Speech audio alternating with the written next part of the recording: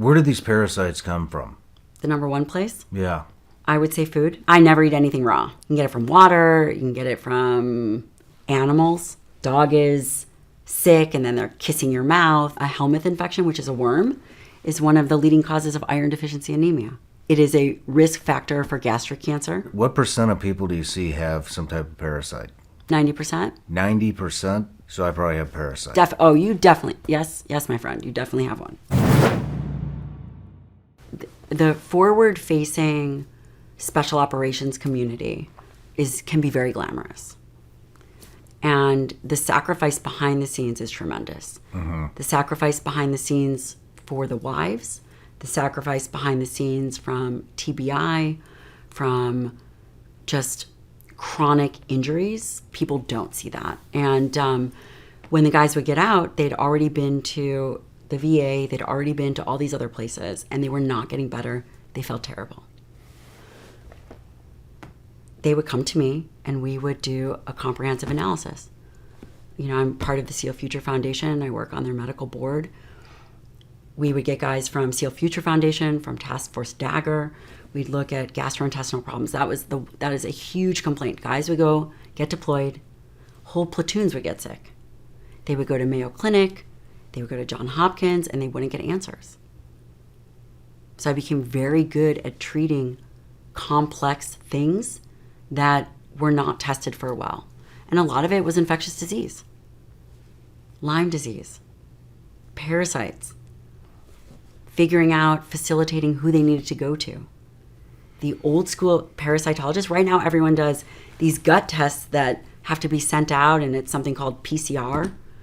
PCR misses, I don't know, the number, I'd say at least 80% of these diagnoses. Wow.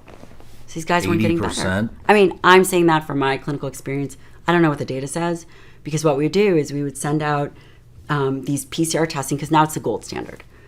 Nobody wants to go and do a rectal exam on a patient or do a rectal exam, take a stool sample, look at it under a microscope. That is a dying field.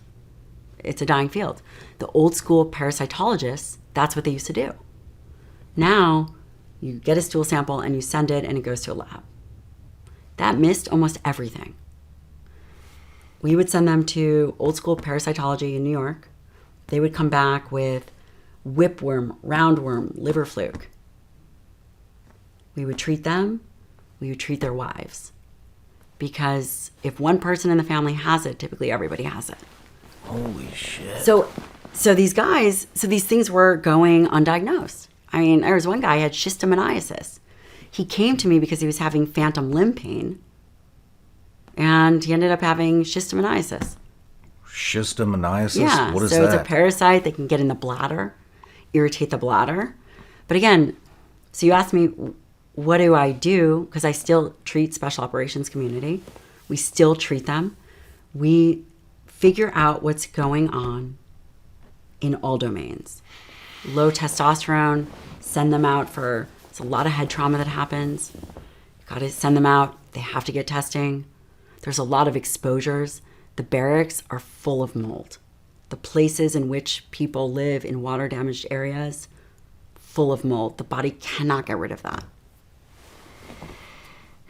So it's complicated, and there are groups that are putting together ways of looking at the operator. And it's not just the operator, it's everybody.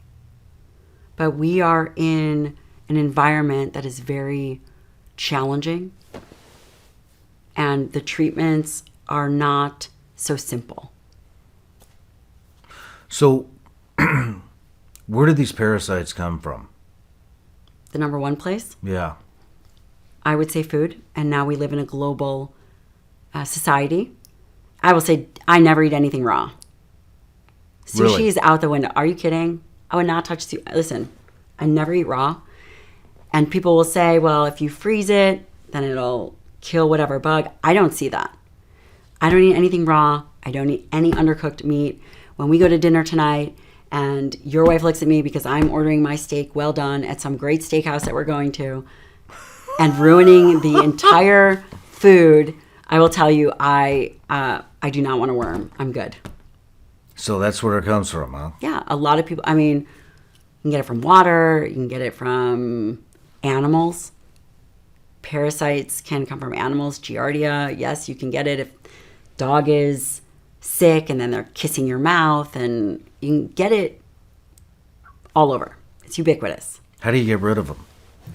Here will be the difference. Most people, many people will try to treat it naturally. I haven't found that to work. You use antibiotics or you use whatever protocol is necessary for that. And it's fixable. You treat everybody, it's fixable.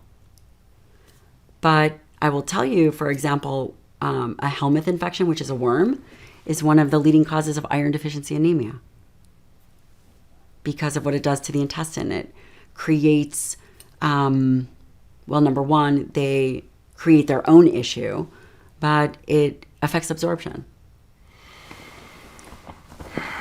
See, Shawn, we can fix all these things. By the way, my friend. How many, if you had to put a percentage on it, just off the top of your head, Yes. I'm not asking for exact numbers, but I mean, what percent of people do you see have some type of parasite?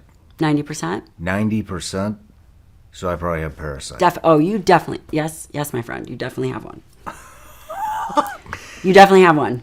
I've never had a team guy that's not had a parasite. No kidding. Never. I've been checked for those things. You've been checked the traditional way, which uses PCR testing. That's right. And that's part of the issue. And we got really good at treating and testing for those kinds of things because you need solutions. Although you're very robust and healthy, some guys end up really struggling. They end up really struggling. So what, I mean, if, let's say I have a parasite. Yeah. What We're going to test it and we're going to treat it. What would I be feeling? What does it do to me? You don't have normal stools. You might go to the bathroom more frequently. You will, it's not always related to food. You can't figure out why your stomach is bothering you. We might see it on your blood work, malabsorption. Almost everybody has it. You might have, are you ready for this? Itchy feet, itchy ears, itchy anus. You might find that these things happen cyclically. This is going to sound crazy, but during the full moon, this is when they seem to be very active because they go through life cycles. No kidding. Yeah. And it's very common and it should be treated. What about acid reflux? Would cause any of that? Probably H. pylori, yes. What is it? Bacteria that should be treated. Easy to treat, easy to test for. It is a risk factor for gastric cancer. Got to treat these things. But what's amazing is that we're very skilled. This is where medicine is wonderful.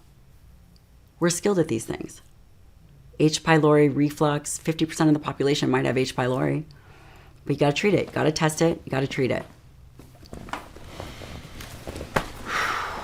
Nicotine probably doesn't help for the reflux, must say. Yeah, probably. Well, I mean, Sleep apnea, all team guys. If your neck is greater than 17 and a half inches, you have to be tested for sleep apnea. well, if you don't breathe through your mouth, do you have to worry about sleep apnea? Yes, you got to be tested. Jeez. But listen, I don't want to be Debbie Downer. So we have to switch this to some positive stuff, is that it has never been easier to be healthier. So we're kind of at this precipice where it's never been easier to take action. We have access to more capacity than ever before. No matter where you're watching Shawn Ryan Show from, if you get anything out of this, please like, comment, subscribe, and most importantly, share this everywhere you possibly can. And if you're feeling extra generous, please leave us a review on Apple and Spotify podcasts.